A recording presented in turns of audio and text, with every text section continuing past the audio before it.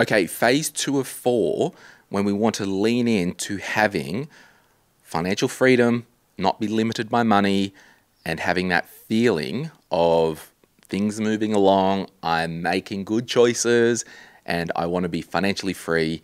And again, you can do this on any income, right? So phase 2, you have a fully funded emergency fund. Because a lot of this stuff, we need to couple the physical and the, I guess, non-tangible things together. It's so easy to pull the trigger on the non-tangible things a lot of the time when physically you don't have your house in order and some of the things in phase 1. So it could be like, sure, Glenn, I've got all this stuff happening, I've got direction, I'm making moves, I'm running along, I've got all these goals and all this stuff. But if you're living on the line financially or physically, not an emergency fund and all that stuff, you can get flushed really fast, and it can actually set you back mentally and emotionally because you've had such this huge disappointment with the physical stuff. You might have got this fine out of the blue, and it's like, oh, I'm saving for this because I want to invest $1,000, and then the next minute, you bit down on something, your tooth broke, and it cost $1,000, and you're just so deflated. So you've got to. Phase 2 is a lot about the non-tangible, but the only tangible thing that I think in phase 2 is to have that fully funded emergency fund. You've got 3 months of expenses, you're cash heavy, and that is a big airbag between you and the windscreen if bad stuff happens. It will just protect you and keep you going. So the next thing in phase 2, there's some questions that I will ask you, and I honestly believe you need to have this stuff absolutely nailed before you worry about anything else. It could take you a while, but you really, really, really need to have this stuff nailed. The first one is, do you love what you do? That's confronting. What if you don't love what you do? Well, the good thing is, if you've got a fully funded emergency fund and you've got a good money system in place and you have some secure housing, you are physically and mentally healthy, by having those physical, tangible things in place, it will make these soft things easier to change. So if you're not loving what you do and the physical stuff is sorted, it will be easier to plan a pivot and to move into something that you love or at least don't hate. I love what I do. I get to talk on podcasts, I get to talk to listeners, and I get paid pretty good for it. Life's pretty good, right? And I want you to be where I am, but in your chosen field or career. If you're a nurse and you love it, awesome, lean into it. If you're a nurse and it's not for you, you're not liking some of the shift work, you're not liking some of the conditions that are, and the pressures and the extra things that are put on you, and you're just not loving it anymore. You might be working in a call center and you started there and you loved it, and now you're like, you know what, I actually don't like this anymore. Well, let's put a plan in place to make a change, because you're going to be able to feel like you are financially free and financially secure with all the physical stuff that I talked about, but also if you're waking up each morning and you actually like waking up, you like life, you like going to work, right? So that's the biggest thing. I'm just so passionate about always encouraging you to make the change and not put up with stuff if you don't like it.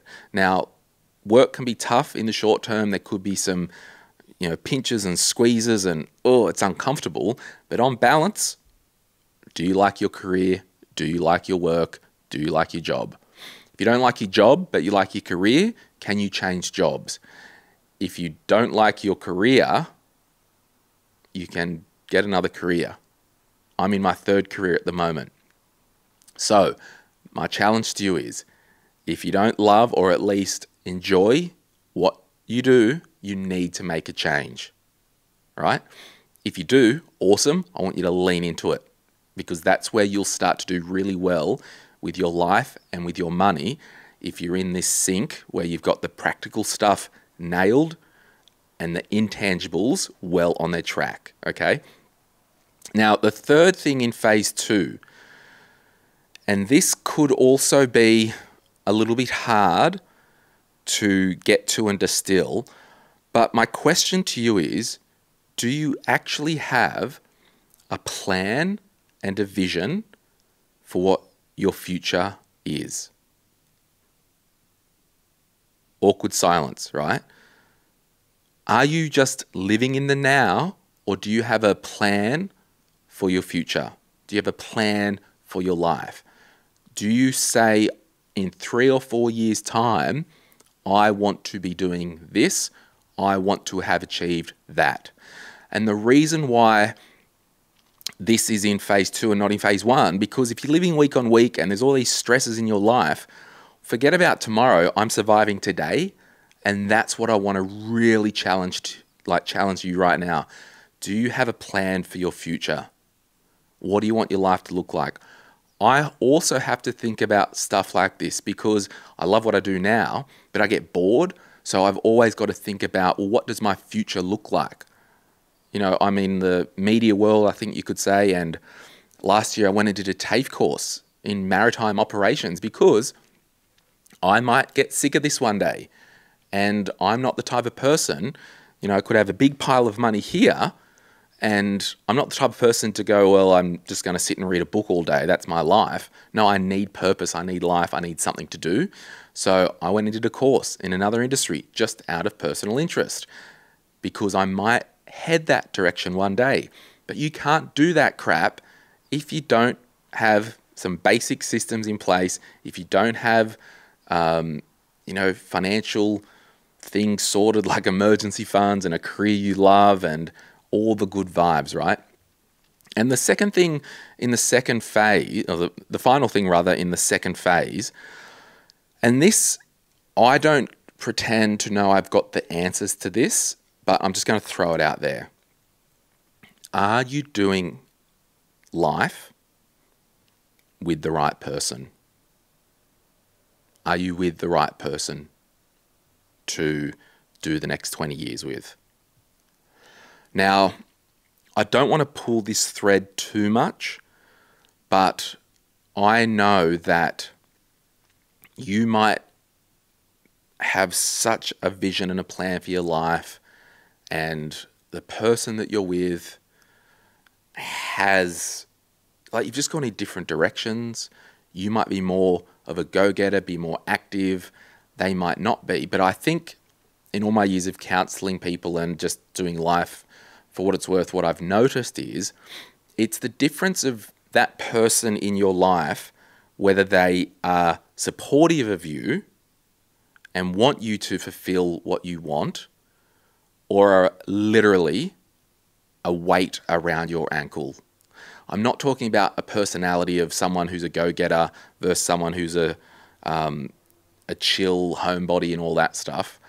No, that's because that could be perfect. That could be the most supportive person of you in the world.